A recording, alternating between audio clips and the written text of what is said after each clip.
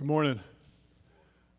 Before I start talking about the young man next to me, I want to thank Jalen Hood-Schifino, Max Christie, and Anthony Davis for their incredible service here. There's no player that played as big a role to our 17th championship than Anthony Davis, who's also a person of incredibly high character. So those three guys are Lakers for life, and just want to thank them before we start.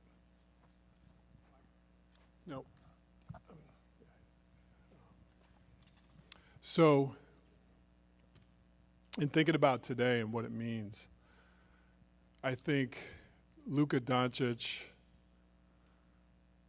joining forces with the Los Angeles Lakers is a seismic event in NBA history.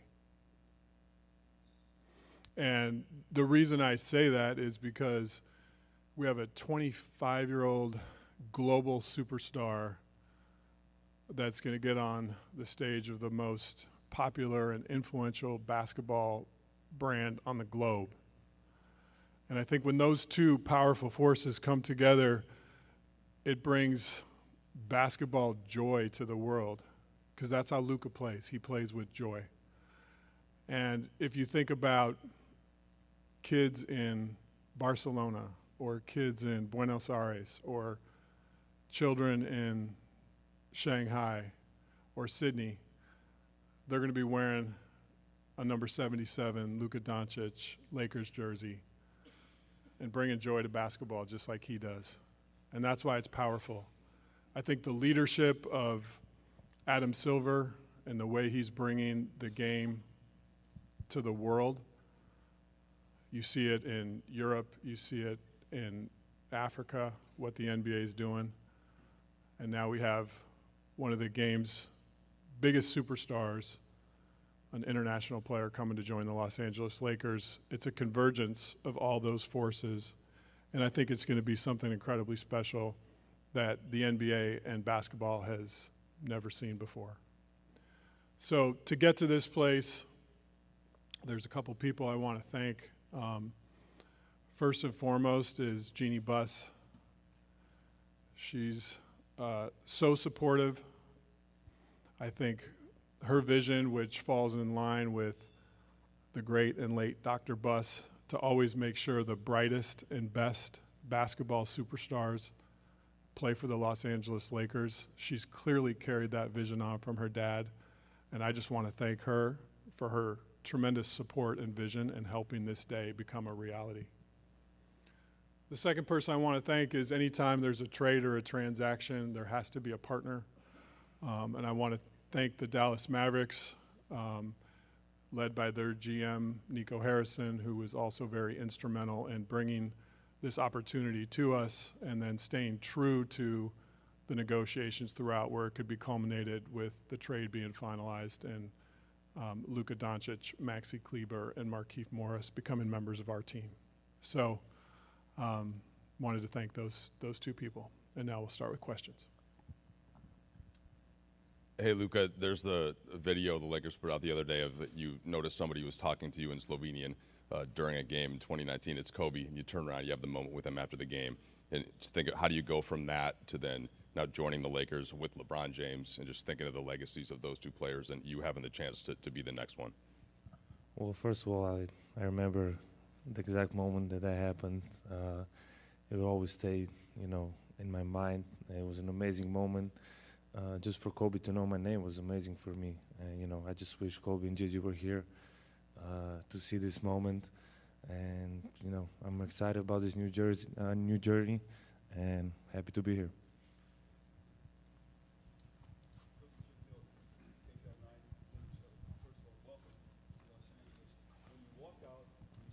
All of us here standing here waiting for you to come. What's your reaction to seeing all of us here to welcome you to Los Angeles? Well, first of all, it's very nice. There's a lot of people here. I don't think there's ever been so many people in my press conference, so I really appreciate all the support. Luka, welcome to Los Angeles. I'm curious, what's your reaction been the last 48 hours to some of the comments coming from Dallas on your way out the door? to join the Lakers? I'm just excited, to be here to start this new journey, and obviously, at some point I knew this was gonna happen. But I would say I always take the high road. I had my amazing moments in Dallas with all my teammates, coaches, and the most importantly, the fans. They always supported me, and it was an amazing journey. Hey, Luka, Dan Wicke with the LA Times. Welcome to LA. You, in a podcast with JJ years ago, said that the one NBA player that you watched was LeBron James. What is your kind of reaction to being able to now play with him, and how do you think that's going to work for the two of you guys on the court? It's just like a dream come true. I always look up to him. There's so many things I can learn from him, and I'm just excited, just to learn everything, and now I get to play with him. So it's an amazing feeling.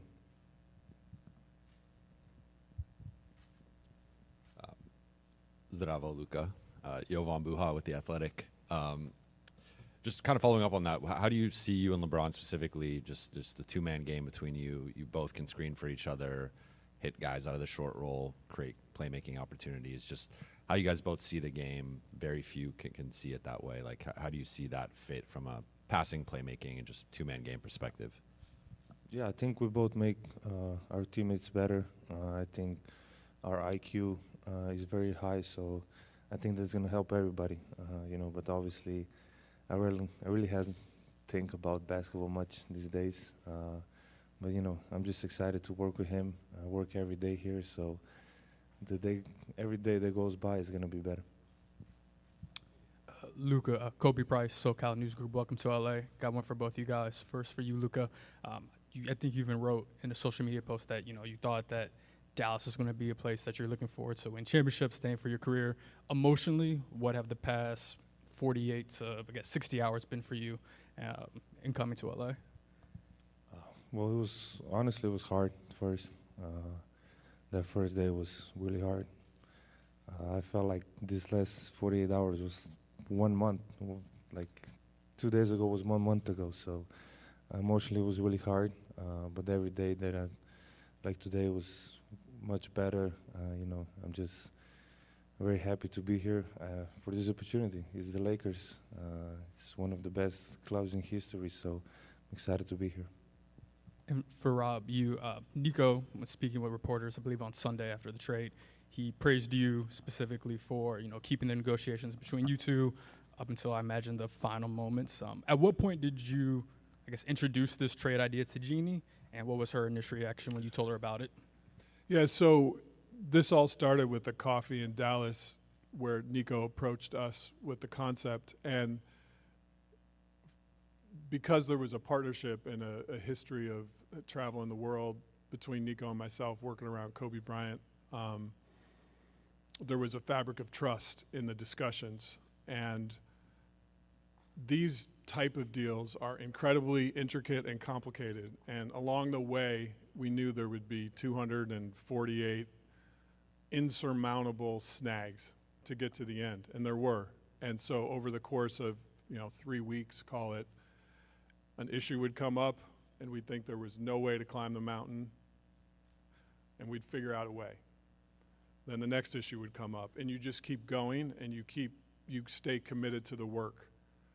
You stay committed to trying to get the deal done in a partnership sense. I think a lot of people talk about negotiations in terms of who won and who lost. I try to approach a negotiation in the sense of how do we build a partnership where we can get to the end? And I think that was the lens that we worked and the premise we worked under. And when the concept was initially introduced to us, it was, hey, the only way we can even have these discussions was if it's between owner and GMs. And there was a commitment to that. And if we broke that commitment by talking to anyone else, this day would never happen. So I think trust was at the center of all those discussions. And I called Jeannie after the coffee in Dallas and brought her in immediately, as I do with everything. Her and I have a really strong working relationship, and the fabric of that is that we share things in real time. And she was extraordinarily excited and hopeful that we could get to the end, which we were able to do. Hey, Luka and Rob, Melissa Rowland, Fox Sports. Over here. I have a question for both of you guys. Obviously, from the league's biggest superstars to fans, people were shocked that the Mavericks were willing to deal a 25-year-old superstar in his prime who has another 10 years at least ahead of him. What was both of your guys's, I guess, Rob, what was your level of shock that this was even on the table? And Luka, what was your level of shock that the Mavs were willing to deal you? I try to take everything in stride. I think, you know, it's interesting if all of us watch Luka play. He has a combination of basketball joy and killer instinct, which is really rare. That was number 8, number 24. And I think learning lessons from that mentality are to stay in the moment. And so I don't think of it in terms of shock, surprise. I think of it in, okay, this is coming at me. It's like a game. You know, maybe a blitz is coming at Luka. He's not going to be shocked. He's going to stay in the moment, figure out the read, and make the play. And so when the opportunity came to me, that was sort of my mindset, is to, okay, this is coming. This is a concept that came to me. Now, how do I process this mentally to get the deal completed? And right away, when it was brought up at the coffee, my mind started churning. There were so many complicated things. We have the Mavericks are hard capped at the first apron. You know, the Lakers are up against the second apron. There's trade kickers. There's going to be a third team that's going to have. So my gears were turning about the deal the same way his basketball mind is processing a play. And so I just tried to live in the moment, and I tried to carry that with me for 3 or 4 weeks as this was unfolding.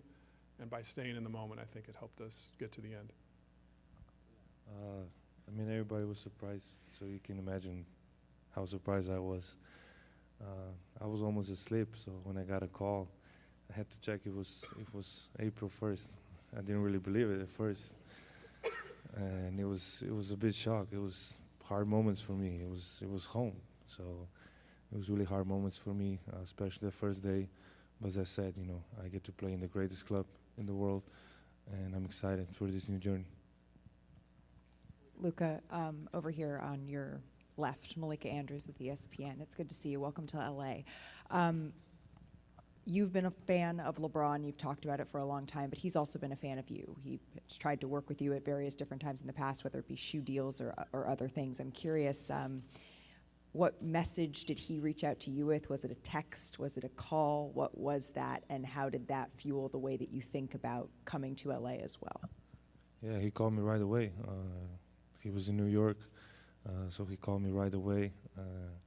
And we didn't talk much because, you know, he said, I understand what you're feeling. But that was really nice of him just to call me right away and welcome me to LA. Hey, Luka.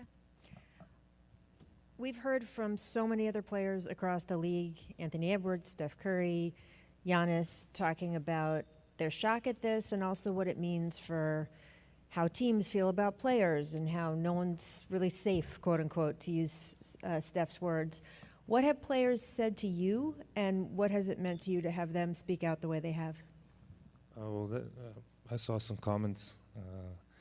I wasn't really trying to be on social media these days, but I saw some comments, and it really means a lot. You know, we are rivals, and they speak about me that nicely, so it really means a lot to me, and sure. Oh, directly, I haven't talked to a lot of people, really. Hey, Luka, Nikki K with Spectrum News right here. So emotionally, you go from thinking you're going to spend your career with one fan base, and now you arrive in a new city. First of all, impressions of Los Angeles and its fans from afar, and what does this opportunity to have another love story with LA goes? Yeah, I would say, like you said, I thought I was going to spend my whole career there. Because I think loyalty is a big word for me, and I was trying to stay by that. But this for me is a fresh start. I get to play in LA. The fans are amazing, and I got the ocean here, so it's a really big thing for me. But really, I'm really excited to be here. I getting to play for the Lakers, and everybody can say that. And many legends pass here, many championships. So that's my goal. Luka, Brad Townsend, Dallas Morning News.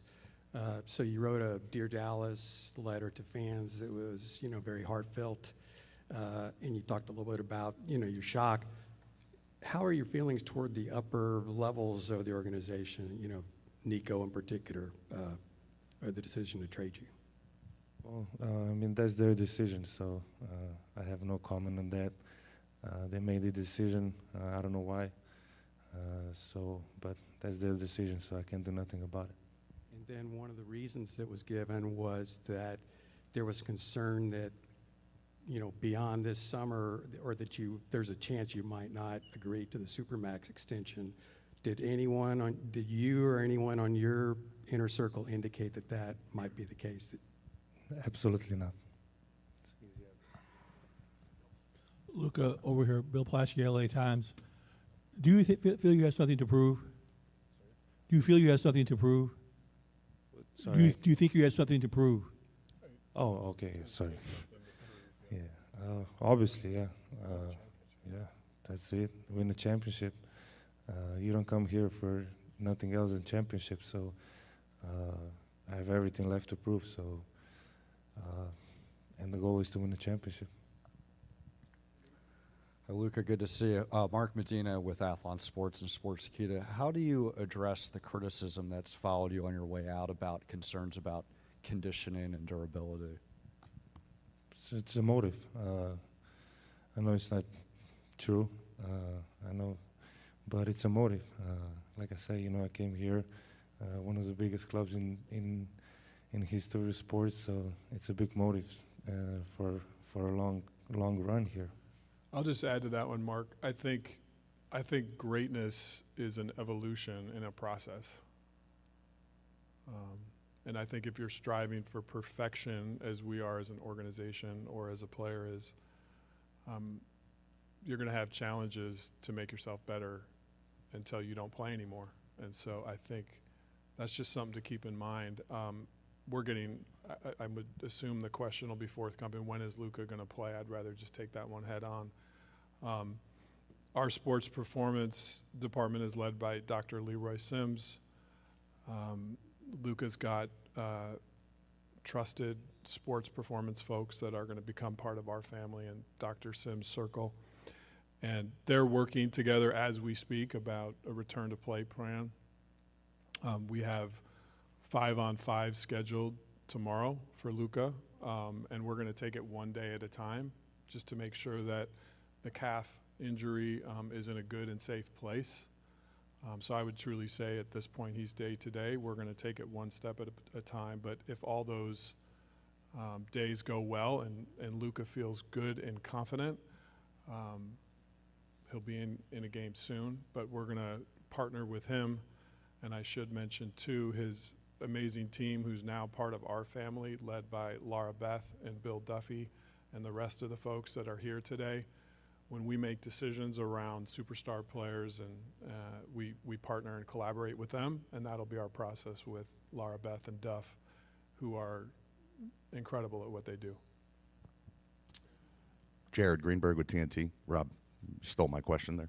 I was going to ask Luka, I guess more about that, just hear from you, what this process has been like. You've gone through it now 4 times with this calf. So what have you done to get back on the court? How are you feeling?